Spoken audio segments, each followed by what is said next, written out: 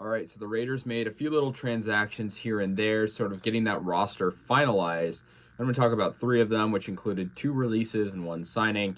Let's talk about the signing first. Tay Davis signed with the Raiders. He's a linebacker. Obviously, the Raiders do need depth in their defense. I mean, I think their secondary needs the most depth right now, but I think, getting another linebacker is not a bad idea.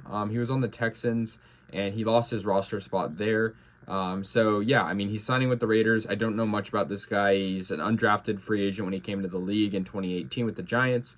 He most recently, like I said, was with the Texans. 52 career tackles and 2 sacks. Not the best track record, but I think, the Raiders, like I said, they're dealing with lack of depth in certain areas, and I think this is a good depth signing.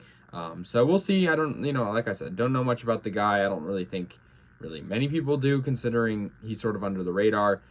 And that is the first one. Tay Davis, linebacker.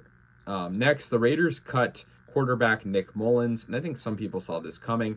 Obviously, he played pretty well for us in the preseason. Nick Mullens, obviously, he's been sort of bouncing around as a free agent in multiple locations. He actually threw a touchdown against the Vikings, and now he'll play for them. But he was competing to be Derek Carr's backup, and I think the Raiders are thinking, I think Stidham is probably going to be that guy, considering his good play in the preseason. And so I think they just kind of thought it's not worth keeping him. And they have other quarterbacks too, but I think really it was a matter of getting that roster down to 80 spots. And so I think it was sort of just challenging to keep all those guys. And so, yeah, Nick Mullens will be a Viking. I mean, I don't think this matters. This does not change the state of the team at all. He's a backup quarterback.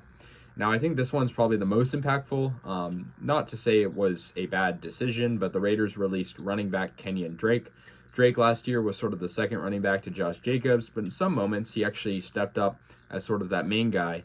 And I liked Kenyan Drake. I was happy when we signed him to that 2-year deal, and we still owe him $2.5 million, which is the guaranteed money. But, of course, he had 545 yards last year. Not a bad season.